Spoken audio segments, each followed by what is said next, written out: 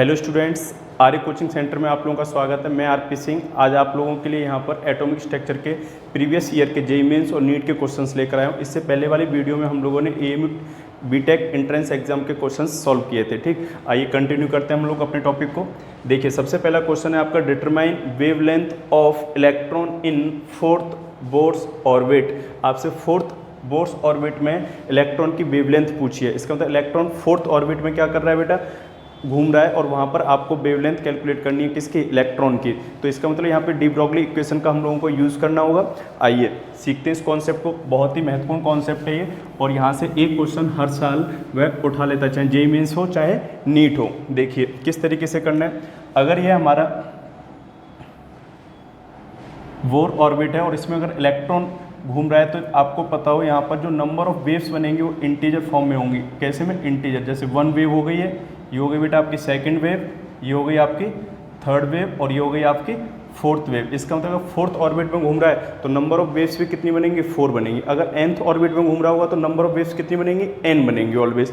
तो इसका मतलब अगर ये हमारा क्या है, स्पेयर है, और स्पेयर की अगर हम लोग किसकी बात करें, पेरीफेरी की, तो वह कितनी होगी बेटा 2πr, और 2πr इक्वल टू क्या हो जाएगा, n लैम्डा। हम लोग किसके लिए बात कर रहे हैं, nth ऑर्बिट के लिए। ठीक है, तो 2πr बराबर हमने क्या लिख दिया, n लैम्डा। अब देखिए यहाँ पर हम लोगों को क्या करना है, यहाँ r की वैल्यू पुट करनी है। r की वैल्यू क्या होती है, r इक्वल टू होता है a0 n² upon z। a0 n² upon z। a0 जो है यह क्या है, आपका बोर्स ऑर्बिट है। क्या है ये बेटा, बोर्स ऑर्बिट। इसका मतलब a0 की जो वैल्यू होती है वह क्या होती है, 0.529। ठीक, एंगस्ट्रॉन्ग, 0.529 एंगस्ट्रॉन्ग ये होती है आपकी किसकी वैल्यू, a0 की। तो हम लोग इसको यहाँ पर केवल और केवल क्या लिख दिए, a0 लिख दिया। अगर आपको इसका एग्जैक्ट फॉर्मूला पता हो तो यहाँ पर 0.529 n² अपॉन z एंगस्ट्रॉन्ग होता है। बट हम लोग इसे किसके रेस्पेक्ट में लिख रहे हैं, a0 के रेस्पेक्ट में। ठीक, आइए r की वैल्यू यहाँ पर हम लोग पुट कर देंगे। तो r की वैल्यू जो हम यहाँ पुट करेंगे तो क्या आएगा, ये 2πn² upon z a0 equal to n lambda. तो बताइए n से n क्या हो जाएगा, कैंसिल। तो क्या बचा रह जाएगा बेटा यहाँ पर, यहाँ आपका केवल और केवल यह बचा रह जाएगा lambda equal to 2πa0 n upon z। ये हो गया आपका। इस फॉर्मूले को आप लोग याद रखोगे। ठीक है, इसको यहीं पर आप लोग क्या कर लोगे, रिमेंबर करोगे, और इससे हमारे कई न्यूमेरिकल यहाँ पर सॉल्व हो जाते हैं। फॉर हाइड्रोजन एटम z की वैल्यू क्या हो जाएगी, 1 हो जाएगी। For hydrogen atom z equal to क्या हो जाएगा, 1। तो ये फॉर्मूला मॉडिफाई हो जाएगा आपका, और ये फॉर्मूला मॉडिफाई होकर क्या हो जाएगा, lambda equal to 2πa0 into n। ये हो गया।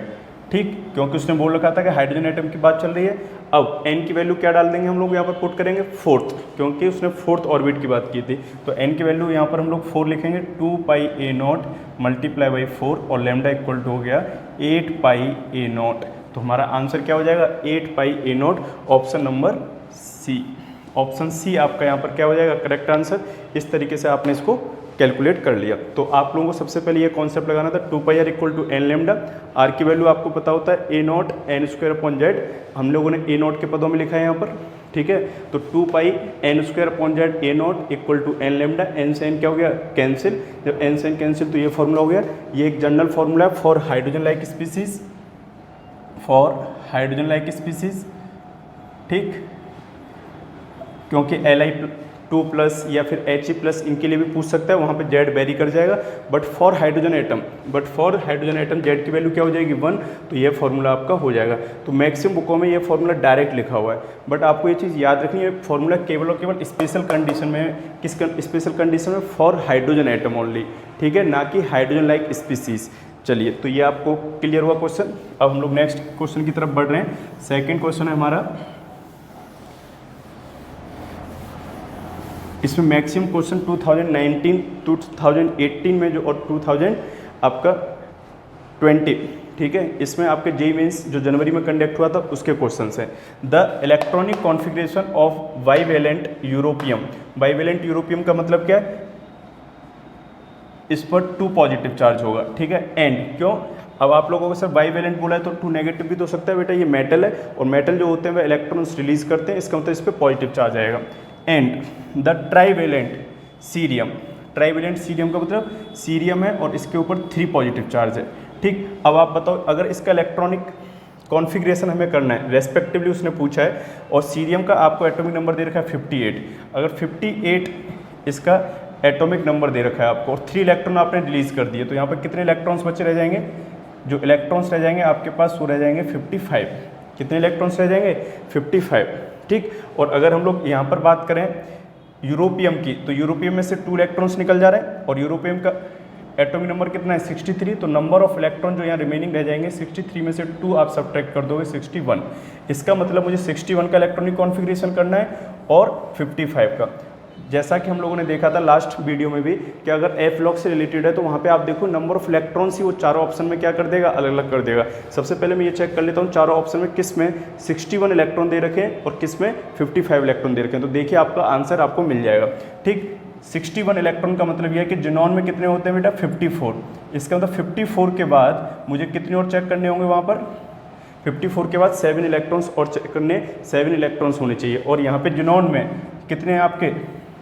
54। उसके बाद 1 इलेक्ट्रॉन और मुझे देखना होगा कि 1 इलेक्ट्रॉन होना चाहिए, तो इसका मतलब 4f1 होना चाहिए एक जगह और एक जगह क्या होना चाहिए? 4f7, क्योंकि 7 हो जाएगा जिनॉन का, आपका हो गया 54 और 7 हो गए तो ये हो जाएगा 61। तो ये मेरे इलेक्ट्रॉनिक कॉन्फ़िगरेशन होने चाहिए। चेक करते हैं, देखिए पहला ऑप्शन बिल्कुल सही है, पहला ऑप्शन हमारा राइट आंसर हो गया। ठीक है, पहले ऑप्शन में हमको मिल गया। ये आपका हो नहीं सकता क्योंकि यहाँ 54 जिनॉन का 54 + 7 कितना हो गया? 61, 61 और 2 63। तो ये किसका नहीं है इलेक्ट्रॉनिक कॉन्फ़िगरेशन? यूरोपियम 2+ का नहीं है, ये यूरोपियम का हो सकता था पर यूरोपियम 2+ का नहीं है, इसीलिए ऑप्शन आपका क्या हो गया? गलत। जब ये ऑप्शन गलत है तो ये ऑप्शन यहाँ पर सेम दे रखा है तो ये भी गलत हो गया। अगर हम लोग इसकी बात करें तो ये तो सही दे रखा था इसके साथ, पर यहाँ पर ये वाला इसका क्या है? गलत है। यही ऑप्शन अगर यहाँ पर दे रखा है तो ये वाला यहाँ पर भी दे रखा है, तो ये डी ऑप्शन भी आपका क्या है? गलत है। इस तरीके से आपने देख लिया, आपका सही आंसर क्या है? ए। तो मैं आपसे बार बार कह रहा हूँ कि अगर आपसे एफ ब्लॉक से रिलेटेड क्या है इलेक्ट्रॉनिक कॉन्फ़िगरेशन आए तो आपको वहाँ परेशान होने की ज़रूरत नहीं है। आप लोग बस सीधा नंबर ऑफ़ इलेक्ट्रॉन्स चेक करना और आपका काम आसानी से हो जाएगा। चलिए, तो ये आपका हो गया सेकंड क्वेश्चन। नेक्स्ट क्वेश्चन की तरफ हम लोग बढ़ रहे हैं। देखिए, n = 5, ms = +½ how many orbitals are possible. आपसे क्या पूछा गया? ऑर्बिटल्स पूछा गया। ऑर्बिटल्स अगर पूछा गया तो ऑर्बिटल की वैल्यू बेटा किस पर डिपेंड करेगी?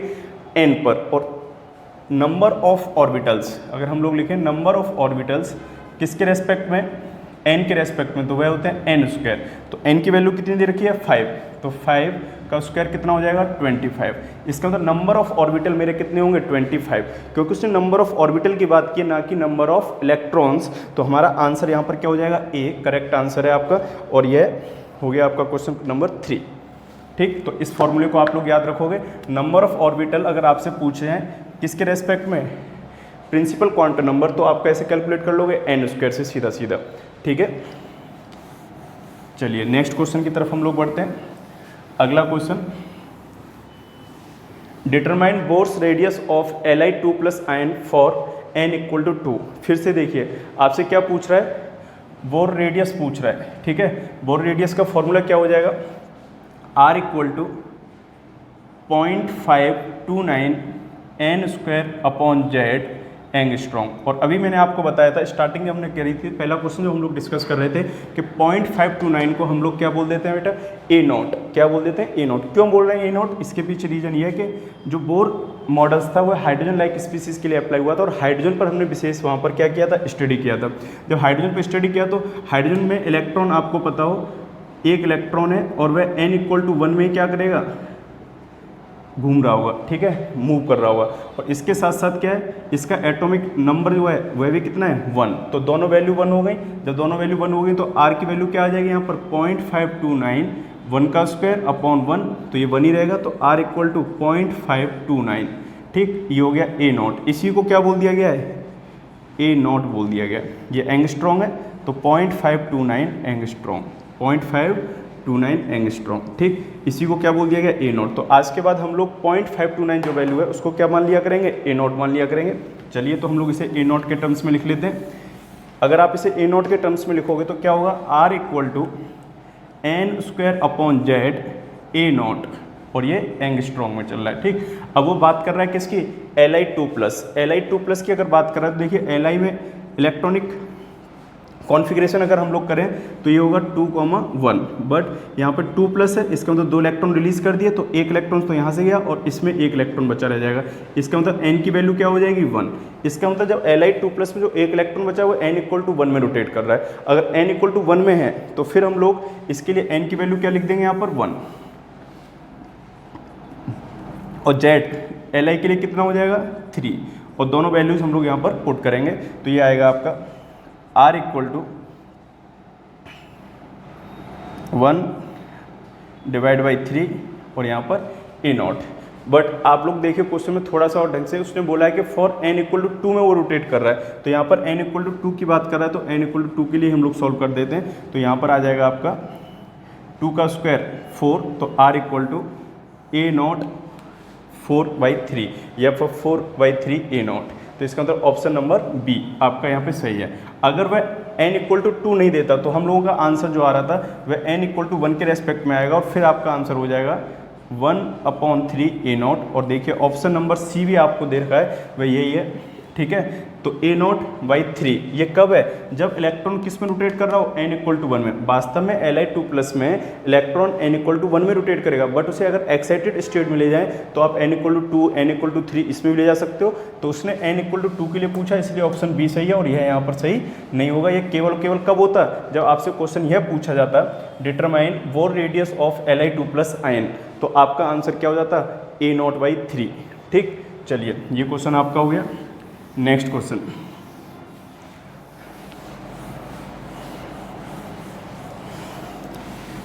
देखिए अगले क्वेश्चन में आपसे क्या कह रहा है, a gas absorbs a photon of 355 nanometre and emits at 2 wavelength if one of the emission is at 680 nanometre the other is at. तो हमसे क्या कहा गया है कि कोई एक गैस है, वह एक फोटोन क्या करती है, एब्जॉर्ब करती है, जिसकी वेवलेंथ 355 नैनोमीटर है, और फिर वो 2 फोटोन्स क्या कर रही है, रिलीज कर रही है, और अगर इमिशन कर रही है और उसमें इमिशन करने वाले एक फोटोन की वेवलेंथ 680 है तो दूसरे फोटोन की वेवलेंथ क्या होगी। तो बेटा सिंपल सी बात है, अगर फोटोन की अगर एनर्जी की अगर हम लोग बात करें तो क्या होगी, hν, और अगर लैम्डा के रेस्पेक्ट में बात करें तो hc/λ, ठीक। जिस फोटोन की एनर्जी उसने क्या करी थी, एब्जॉर्ब की थी, उसी को उसने क्या करा है, रिलीज किया है। तो आपको पता है ना तो एनर्जी क्या हो सकती है, डिस्ट्रॉय हो सकती है, ना एनर्जी क्रिएट हो सकती है। इसका मतलब एब्जॉर्ब एनर्जी इक्वल टू क्या हो जाएगी, इमिशन एनर्जी।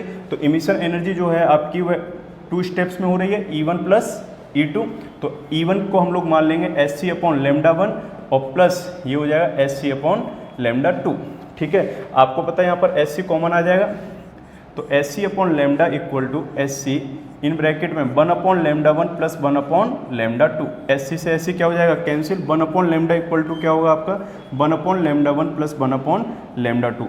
बहुत ही महत्वपूर्ण आपके लिए रिजल्ट है, और इस रिजल्ट को आप लोगों को क्या रखना है, याद रखना है। जब भी ऐसे क्वेश्चन आए तो आप डायरेक्ट इसको यहाँ पर यूज में ले सकते हो, ठीक है। चलिए हम लोगों को अब इसमें सीधा वैल्यू पुट करनी है और हमारा आंसर आ जाएगा। लैम्डा की वैल्यू आपको कितनी दे रखी है, 355।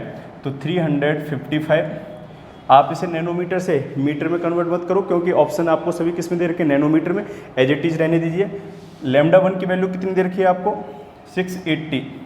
तो ये हो गया 680 प्लस λ2 हमको कैलकुलेट करना है। तो 1/λ2 इक्वल टू हो जाएगा 1/355 माइनस 1/680, और 1/λ2 equal to 680 minus 355 divide by 680 multiply by 355, ठीक। तो λ2 की वैल्यू जो आएगी आपकी वह आएगी 680 मल्टीप्लाई बाई 355, 680 माइनस 355। बस सीधा सीधा आपको क्या करना है, इसे सॉल्व करना है और आपको आंसर मिल जाएगा, ठीक है। चलिए तो आप लोग कैलकुलेट करके ऑप्शन में मुझे कमेंट में बता सकते हो कि इसका सही आंसर क्या है, और वहाँ पे कमेंट में मैं आपको बता दूंगा इसका एग्जैक्ट आंसर क्या आने वाला है। चलिए हम लोग नेक्स्ट क्वेश्चन की तरफ पढ़ते हैं। क्वेश्चन नंबर 6 देखो क्या पूछ रहा है हमसे, kinetic energy of an electron in the second Bohr orbit of hydrogen atom is, kinetic energy पूछ रहा है सेकेंड बोर ऑर्बिट में हाइड्रोजन एटम के लिए। चलिए हम लोग करते हैं कैलकुलेट, कैसे करेंगे। काइनेटिक एनर्जी होती है हाफ mv²। तो आपको यहाँ पे बोर क्वांटाइजेशन का यूज़ करना है। बोर क्वांटाइजेशन क्या कहता है, MBr = NH/2π। तो हम लोग MBr = NH/2π, ठीक है। बोर क्वांटाइजेशन से हम लोग क्या करेंगे, यहाँ से v की वैल्यू कैलकुलेट कर लेंगे। तो v = क्या हो जाएगा बेटा, NH/2π। देखो m आ जाएगा यहाँ पर और उसके साथ साथ क्या आ जाएगा r, ठीक। इस वैल्यू को हम लोग क्या कर सकते हैं, इस फॉर्मूले में पुट कर सकते हैं v की वैल्यू को। तो काइनेटिक एनर्जी = क्या हो जाएगी, हाफ m NH/2πm r का होल स्क्वायर, ठीक है। तो अब आप लोग देखोगे कि यहाँ पर क्या हो रहा है, एक m से एक m कैंसिल हो जाएगा। तो काइनेटिक एनर्जी = हो जाएगा 1/2 n² अपॉन यहाँ पर 2 का स्क्वायर हो जाएगा तो 4 और ये पाई का स्क्वायर और यहाँ पर एक m कैंसिल हो गया और यहाँ हो गया बेटा r²। तो काइनेटिक एनर्जी = हो गया आपका n² अपॉन 8 π² m r²। ये आ गया आपका काइनेटिक एनर्जी। बट हमें जो आंसर दे रखे हैं वो किसके रेस्पेक्ट में दे रखे हैं, A0 के रेस्पेक्ट में दे रखे हैं। इसका मतलब मुझे r की वैल्यू अभी A0 के पदों में यहाँ पर डालनी पड़ेगी। तो हम लोग क्या करेंगे, r = A0 n²/z, r = A0 n²/z यहाँ पर पुट करेंगे। बट उससे पहले हम लोग z की वैल्यू क्या कर दें, 1 पुट कर दें। क्यों, फॉर हाइड्रोजन एटम, तो फॉर हाइड्रोजन एटम z = 1। तो z = 1 तो r = क्या हो जाएगा, n² A0। इस वैल्यू को हमने इसमें पुट कर दिया यहाँ पर। तो क्या आएगा सॉल्व करके, kinetic energy = n² h² upon 8 π² m। अब n² A0 का होल स्क्वायर आएगा यहाँ पर, n² A0 का होल स्क्वायर, क्योंकि यहाँ r² लिखा हुआ है। तो देखिए एक n² से एक n² क्या हो जाएगा, कैंसिल, ठीक है। तो h² अपॉन यहाँ हो जाएगा आपका 8 π² m, एक n² बचा रह जाएगा और A0 का होल स्क्वायर बन जाएगा, ठीक है। चलिए A0 का स्क्वायर। अब n की वैल्यू आपको कितनी पुट करनी होगी, उसने पूछा second Bohr orbit. Second Bohr orbit के लिए n की वैल्यू क्या हो जाएगी, 2। तो n = 2 हम लोग पुट करेंगे। तो काइनेटिक एनर्जी क्या हो जाएगा, h² 8 π² m और n का स्क्वायर क्या हो जाएगा, 2 का स्क्वायर 4, तो मल्टीप्लाई बाई 4 A0²। तो ये हो जाएगा 32। तो काइनेटिक एनर्जी = हो जाएगा h² अपॉन 32 π² m A0²। तो देखिए हमारा कौन सा ऑप्शन है इसमें 32 होगा, सी ऑप्शन। देखिए h² 32 π² 32 π² m A0², ये आ गया हमारा ऑप्शन सी, ठीक।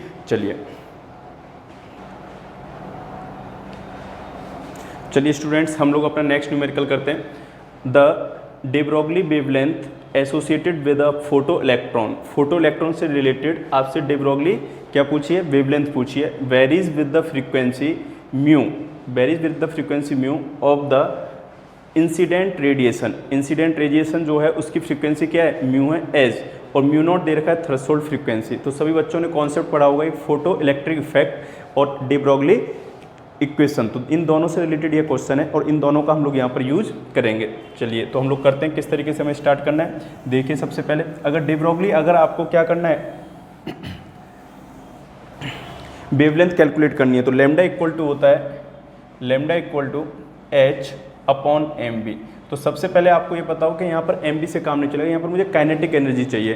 तो लैम्डा मुझे इन टर्म्स ऑफ क्या चाहिए, काइनेटिक एनर्जी। और काइनेटिक एनर्जी के इन टर्म्स चाहिए तो मैं क्या करूँ, यहाँ पर mv की वैल्यू यहाँ पर पुट कर दूंगा in terms of kinetic energy. तो काइनेटिक एनर्जी का फॉर्मूला होता है काइनेटिक एनर्जी = हाफ mv²।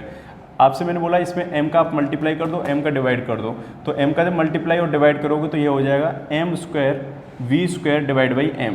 अब देखिए ये mv का होल स्क्वायर बन जाएगा। तो काइनेटिक एनर्जी और 2m, यहाँ पर हमने 2m से मल्टीप्लाई कर दिया और ये हो गया mv का होल स्क्वायर। तो जब यहाँ से आप स्क्वायर को हटाओगे तो यहाँ पर क्या आ जाएगा, स्क्वायर रूट आ जाएगा। तो 2mke = क्या हो जाएगा, mv। और मैं आपसे ये कहूँगा कि mv की वैल्यू आप यहाँ पर पुट कर दीजिए। तो लैम्डा = हो गया h/रूट में 2mke।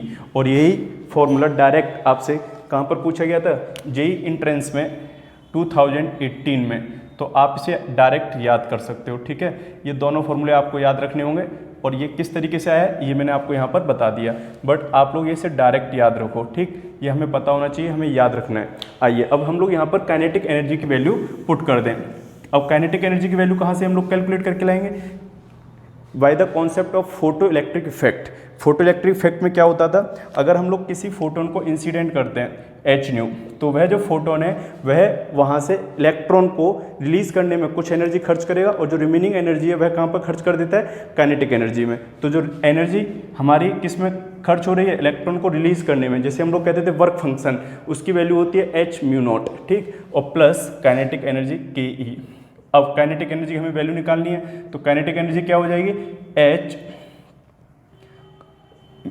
Mu minus H mu naught, और आप यहाँ से क्या करोगे? एच कॉमन ले लोगे और ये हो गया म्यू माइनस म्यू नॉट। ठीक, और इस वैल्यू को आप यहाँ पर पुट कर देंगे। चलिए पुट करते हैं। Lambda equal to h upon 2m, और उसके बाद तक काइनेटिक एनर्जी, और काइनेटिक एनर्जी का फॉर्मूला वैल्यू क्या है? एच म्यू माइनस के म्यू नॉट। अब देखिए 2 कांस्टेंट है, m कांस्टेंट है, h कांस्टेंट है, ये भी h कांस्टेंट है, तो lambda is inversely proportional to हो गया root mu minus mu naught. आप इसे ऐसे भी लिख सकते हो, lambda is inversely proportional to mu minus mu naught की पावर 1/2। तो इसका मतलब हमारा आंसर कौन सा सही है? बी ऑप्शन हमारा करेक्ट है। Lambda is inversely proportional to 1 upon mu minus mu naught by 2। ठीक, चलिए तो इसी के साथ ये हमारा क्या हो गया? Question number 7। नेक्स्ट क्वेश्चन की तरफ हम लोग बढ़ रहे हैं। देखिए, the number of radial nodes of 3s and 2p orbitals are respectively. बेटा नोड्स 2 टाइप्स के होते हैं। कितने टाइप्स के होते हैं? 2 टाइप्स के। वन होते हैं रेडियल नोड, और सेकंड वन होता है आपका एंगुलर नोड। ठीक, और आपको पता हो जो हमारा रेडियल नोड होता है उसे हम लोग स्पेरिकल नोड भी कहते हैं। ठीक, अगर इसकी वैल्यू हम लोग कैलकुलेट करें रेडियल नोड्स की, तो ये n और l पर डिपेंड होती है, और यह रेडियल नोड्स जो होते हैं आपके उसकी वैल्यू होती है n माइनस एल माइनस 1, जबकि एंगुलर नोड की जो वैल्यू होती है वह होती है l। अगर आपसे कभी टोटल नंबर ऑफ नोड्स पूछे तो टोटल नंबर ऑफ नोड्स क्या हो जाएंगे? इन दोनों को हम लोग ऐड कर देंगे तो l से l कैंसिल हो जाएगा, डायरेक्ट आप लोग कैलकुलेट कर सकते हो n माइनस 1। ये तीनों फॉर्मूले आप लोग याद रख लेना। किससे रिलेटेड? नोड से रिलेटेड। ठीक, और यहाँ पर एक चीज़ और आपको बहुत ध्यान देनी है कि नोड जब होता है तो नोड पर साइन स्क्वायर की वैल्यू जो होती है वह क्या हो जाती है? 0। इसका मतलब इलेक्ट्रॉन के पाए जाने की प्रोबेबिलिटी क्या हो जाती है? वहाँ पर 0 हो जाती है। उसे हम लोग क्या कहते हैं? नोड कहते हैं। कभी भी आप न्यूक्लियस को और इन्फिनेटिव को नोड में इंक्लूड नहीं करोगे। किस किस को हमको कंसीडर नहीं करना है? न्यूक्लियस को नहीं करना है, और इन्फिनेटिव को हम लोग नोड में कंसीडर नहीं करते हैं, ये नोड नहीं कहलाएंगे। ठीक है, न्यूक्लियस को हम लोग क्या कहते हैं? नोडल पॉइंट कहते हैं, ना कि नोड कहेंगे। ठीक, चलिए तो अब हम लोग कैलकुलेट करते हैं अपने नोड। हमसे कौन से नोड की बात की है? Radial nodes. तो देखिए 3s में पूछ रहा है, 3s में n इक्वल टू क्या हो जाएगा? 3 हो जाएगा, और l की वैल्यू क्या हो जाएगी? s के लिए 0। तो यहाँ पर नोड कितने निकल आएंगे? n माइनस एल माइनस 1 से 3 माइनस 0 माइनस 1 इक्वल टू 2। तो इसका मतलब 2 हमारे पास क्या है? 3s में रेडियल नोड्स हैं, तो 2 किस में दे रखे हैं? इसमें दे रखे हैं और इसमें दे रखे हैं। इसका मतलब ये 2 ऑप्शन हमारे नहीं है। इसके साथ साथ मुझे क्या करना पड़ेगा? 2p में भी कैलकुलेट करना पड़ेगा। 2p के लिए n की वैल्यू कितनी हो गई? 2, और l की वैल्यू कितनी हो जाएगी? 1, क्योंकि p सब सेल के लिए l की वैल्यू 1 होती है। और फिर हम लोग फॉर्मूले में अपने में पुट कर देंगे n माइनस एल माइनस 1 में। तो n की वैल्यू कितनी है? 2, l की वैल्यू 1 और इसकी वैल्यू 1।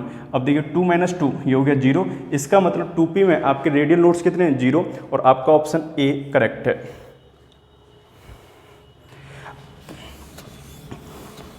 और नोड से रिलेटेड जितनी भी बातें हैं और हम लोग आपको अगले वीडियो में बताएंगे। ठीक है, ग्राफ से रिलेटेड, और आप लोग देख रहे होंगे जैसा कि बोर्ड पर एक ग्राफ का क्वेश्चन भी है, इससे रिलेटेड जितनी भी बातें हैं। देखो अब जो क्वेश्चन ज़्यादातर ये पुटअप कर रहे हैं, ये ऐसे ग्राफ वगैरह से ज़्यादा कर रहे हैं। ठीक है, पूरे डिटेल में सीखेंगे अगले वीडियो में, बिल्कुल एक भी क्वेश्चन आपका ग्राफ का नहीं बचेगा। ठीक है, और डरने की जरूरत नहीं, ग्राफ के क्वेश्चन सबसे ईजी होते हैं। आइए अगला है, if n equal to 6 the correct sequence for filler of electrons will be. Correct sequence क्या होगा अगर n इक्वल टू 6 में इलेक्ट्रॉन फिल किया जा रहा है? n इक्वल टू 6 में, देखिए बेटा आपको मैं एक ट्रिक बताता हूँ, उस ट्रिक को आप लोग याद रखना। 1s के बाद इलेक्ट्रॉन किस में जाता है 2s के बाद किस में जाता है 2p और 2p के बाद बेटा 3s और 3s के बाद 3p और 3p के बाद 4s। ये एनर्जी के इंक्रीजिंग ऑर्डर में है, ठीक है। बस आप 4s तक याद रख लो, उसके बाद जो मैं आपको ट्रिक बता रहा हूँ उससे आप आगे के सीक्वेंस याद रखना। ये ट्रिक है बेटा DPS दिल्ली पब्लिक स्कूल नहीं है, D सबसेल, P सबसेल और S सबसेल की यहाँ पे बात कर रहे हैं। इसके बाद आप लोग लिखना है इसमें 345, 345, फिर एक नंबर इंक्रीज करते जाओ, फिर एक नंबर इंक्रीज करते जाओ, फिर एक नंबर इंक्रीज करते जाओ, ठीक है। ये हम लोग नंबर इंक्रीज करते चले जा रहे हैं। और इसके बाद यहाँ पर आप लोग क्या लिखना 4f और यहाँ लिख देना 5f। अब आप 8s तक का आपको इलेक्ट्रॉनिक कॉन्फ़िगरेशन पूरा याद हो गया। देखिए 4s के बाद क्या आएगा बेटा 3d, 4s के बाद क्या आएगा 3d, फिर 3d के बाद क्या आएगा 4p, 4p के बाद क्या आएगा बेटा 5s, 5s के बाद 4d, 4d के बाद 5p, 5p के बाद 6s, फिर आएगा 4f, फिर क्या आएगा 4f, फिर क्या आएगा 5d, फिर 6p, फिर 7s, फिर 5f, फिर 6d, फिर 7p और फिर 8s। सबसे लास्ट में इलेक्ट्रॉन हम लोग 8s तक की बात किए। वैसे हमारे पास जो पीरियड है वो कितने 7 है, बट हम लोग 8 तक जा रहे हैं, ठीक है, कोई दिक्कत नहीं है। चलिए, तो आपको ये ट्रिक समझ में आ गई होगी। एक बार और हम लोग लिख लेते हैं और आप लोग मेरे साथ साथ बोलते जाइए क्या लिख रहा हूँ मैं। यहाँ पर DPS बोला मैंने, फिर उसके बाद मैंने बोला 345, फिर आप एक इंक्रीज करो 3 में 4, फिर यहाँ पर एक इंक्रीज करो तो ये आ जाएगा आपका 456, फिर 567, फिर 678। यहाँ पर आपको क्या लिखना है 4f और यहाँ क्या लिखना है 5f। आपको पता है दो ही सीरीज है हमारे पास, एक 4f सीरीज और एक 5f सीरीज, जिसे हम लोग कहते हैं 4f वाली को लेंथेनाइट और 5f वाली को एक्टिनाइट सीरीज, ठीक है। चलिए, अब उसने हमसे बोला था कि n = 6 में इलेक्ट्रॉन जा रहा है। अगर n = 6 में इलेक्ट्रॉन जाए तो सबसे पहले बेटा किस में भरा जाएगा 6s में भरा जाएगा। तो आप 6s के ऊपर क्या कर लो, सर्किल कर लो। अब देखो 6s ये है n की वैल्यू है ना, n, तो यहाँ पर ये क्या हो जाएगा n = 6 है तो n - 1 है ये, और ये क्या बेटा n - 2 है। ये क्या n - 2, n - 2, क्योंकि n की वैल्यू 6 तो n - 1 की वैल्यू कितनी हो जाएगी 5, n - 2 की वैल्यू कितनी हो जाएगी 4। और अगर हम लोग यहाँ पर बात करें तो ये बेटा क्या है, ये भी आपका n - 2 है। इसका मतलब अगर हम लोग सीक्वेंस लगाएं तो अगर हम लोग इन चारों को अगर हम लोग रखें एक साथ तो ये बन सकता है n - 2d, n - 2d। इसके बाद फिर इलेक्ट्रॉन किस में जा रहा है n - 1p, और फिर इसके बाद इलेक्ट्रॉन जाएगा आपका ns, और उसके बाद इलेक्ट्रॉन जाएगा आपका n - 2f, इस तरीके से। अब चेक करते हैं हमारे सीक्वेंस कहाँ से स्टार्ट दे रखे हैं। देखो सभी ऑप्शन आपके ns से स्टार्ट दे रखे हैं, तो इसका मतलब मुझे जो बातचीत करनी है ना वो ns से करनी है स्टार्ट। कहाँ से करनी है बेटा ns से। तो इन दोनों का मुझे स्टार्टिंग वालों का कोई मतलब यहाँ पर नहीं रहेगा, ठीक है। तो चलो हम लोग इनको एलिमिनेट कर देते हैं और फिर हम लोग इससे आगे की बात करते हैं। ns के बाद आपका कौन सा है बेटा n - 2f, n - 2f के बाद में बताओ 5 में जा रहा है और 5 के किस में d में, तो 5 के d में तो हम लोग लिखेंगे n - 1d, और उसके बाद फिर किस में जा रहा है बेटा 6p, और 6p का मतलब हो जाएगा n की वैल्यू यहाँ पर 6 थी, फिर से 6 आ गया तो np में जा रहा है। इसका मतलब मुझे ये ऑप्शन चेक करना है जहाँ पे ns, n - 2f, n - 1d और np लिखा हो। तो देखो ns से हम लोग स्टार्ट कर रहे हैं, ns, n - 2f, n - 1d और np, बिल्कुल सही है और ऑप्शन ए आपका करेक्ट है। यहाँ पर देखो यहाँ आ गया आपका ns के पास n - 1d, जबकि मेरे पास क्या है n - 2f। इसका मतलब ये ऑप्शन भी गलत है। इस ऑप्शन की हम लोग बात करते हैं np इसने पहले लिख दिया, n - 1 पीछे लिखा है, इसका मतलब ये भी आपका गलत है। और ये क्वेश्चन आपको समझ में आया किस तरीके से करना है। तो वहाँ जाकर बेटा आपको सबसे पहले सीक्वेंस लिखना होगा। ऐसे क्वेश्चन आए इस सीक्वेंस के बाद जो n की वैल्यू दे रखी है आप उसके रेस्पेक्ट में सबसे पहले अगर n स्टार्ट होता है तो s में जाएगा इलेक्ट्रॉन, सबसे पहले किस में जाएगा s, उसके बाद p, फिर d, इस तरीके से जाता है। तो इसीलिए हमने s के ऊपर क्या कर लिया सर्किल। कुछ बच्चों को मन में आ रहा होगा सर 6p पे कर लेते, अरे बेटा नहीं, सबसे पहले जब n की वैल्यू स्टार्ट होगी तो किस में जाएगा इलेक्ट्रॉन s सब सेल में जाएगा, ठीक है। जब भी किसी नए सेल में जाता है इलेक्ट्रॉन तो सबसे पहले s सब सेल में जाता है, ठीक है। चलिए, तो इसके आधार पर हमने यहाँ पर क्या कर लिया, इसका आंसर कर लिया। नेक्स्ट क्वेश्चन की तरफ हम लोग बढ़ते हैं। अगला क्वेश्चन फिर से बहुत अच्छा क्वेश्चन है जिसके बारे में हमने अभी थोड़ी देर पहले बात की थी, फिर उसी पर रिलेटेड आया। If the de Broglie wavelength of the electron in nth Bohr orbit in a hydrogen atom is equal to 1.5 pi naught, then the value of n upon z is। तो अभी मैंने आपको बताया था 2 pi r equal to n lambda. और हमने कहा था कि आर की वैल्यू यहाँ पर क्या पुट कर देना, a naught n square upon z. अगर हाइड्रोजन एटम की बात है तो जेड की वैल्यू 1 होती है, पर यहाँ पर अभी जेड की वैल्यू 1 पुट मत करो, ठीक है, क्योंकि उसने आपसे एन अपॉन जेड की वैल्यू ही पूछी है। आइए, तो 2 पाई आर की वैल्यू क्या है, a naught n square upon z n lambda, ये लिख लिया हम लोगों ने, ठीक। अब n से n क्या हो जाएगा बेटा, कैंसिल हो जाएगा, तो ये हो गया 2 pi a naught n upon z lambda. अब उसने लेमडा की वैल्यू तो आपको दे रखी है, उसने क्या बोला, if the de Broglie wavelength कितनी है, इक्वल टू 1.5 पाई नॉट। इसका मतलब लेमडा की वैल्यू मैं क्या लिख सकता हूँ यहाँ पर, 1.5 पाई नॉट। तो 2 pi a naught n upon z 1.5 pi naught. तो देखिए पाई नॉट से पाई ए नॉट कैंसिल, तो n upon z equal to हो गया 1.5 अपॉन 2, और अगर आप इसे डिवाइड करोगे तो ये आएगा बेटा 0.75। तो इसका मतलब आपका ऑप्शन बी करेक्ट है। तो मैंने आपसे कहा था इस टाइप के क्वेश्चन आपसे लगातार पूछे जाते हैं। देखिए आपसे एक फॉर्मूले से रिलेटेड क्वेश्चन नहीं पूछता ज़्यादातर, वो एक या एक से अधिक फॉर्मूले क्या कर देगा, मिक्स कर देगा, फिर आपसे क्वेश्चन पुट करेगा। तो ऐसे में आपको घबराना नहीं है, बस आपको थोड़ा सा लॉजिक लगाना है और क्वेश्चन आसानी से बन जाएंगे।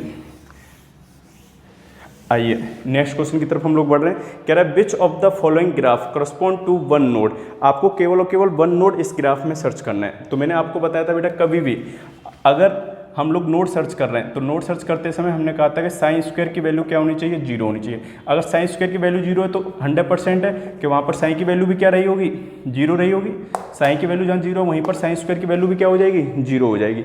आइए, अगर साइन की वैल्यू 0 है तो हमने यहाँ पे ग्राफ देखा कि किस किस के बीच में दे रखा है, यहाँ ग्राफ साइन और आर के बीच में दे रखा है। तो अगला हम लोग ये चेक करना चाहते हैं कि भाई आर, अगर आर 0 है तो वहाँ पर क्या होगा। अगर आपकी आर 0 है तो आप मतलब आप क्या कह रहे हो कि आप कहाँ पर हो बेटा, न्यूक्लियस पर हो। किस पर हो, न्यूक्लियस पर, ठीक है। और अगर आर इन्फिनेटिव है तो आप कहाँ पहुँच गए, बिल्कुल सेल में infinitive n equal to infinity पर पहुंच गए। और मैंने बताया था इन दोनों को हम लोग कभी भी नोड में कंसीडर नहीं करते। इसका मतलब ना तो इस पॉइंट को कभी नोड में कंसीडर किया जाएगा, ना ही इन्फिनिटी वाले पॉइंट को कभी नोड में कंसीडर किया जाएगा। तो नोड होगा कहाँ पर, जहाँ पे साइन की वैल्यू 0 हो। तो साइन की वैल्यू इस वाले में तो कहीं भी 0 नहीं है, इसका मतलब ये ऑप्शन मेरा नहीं होगा। इसमें साइन की वैल्यू 0 है, हाँ है, ये रही। और इसके बाद ये फिर किधर चला जा रहा है, इन्फिनिटी की तरफ। तो इसका मतलब यहाँ पर 1 नोड हो सकता है और यहाँ पर ये एक नोड है, ठीक है। अब आइए इसकी बात करते हैं। इस वाले में देखो साइन की वैल्यू यहाँ पर 0 है और यहाँ पर भी 0 है। इसका मतलब इस वाले में कितने नोड हैं, 2 नोड्स हैं। और इस वाले में अगर नोड की बात करें तो यहाँ पर कोई नोड नहीं है,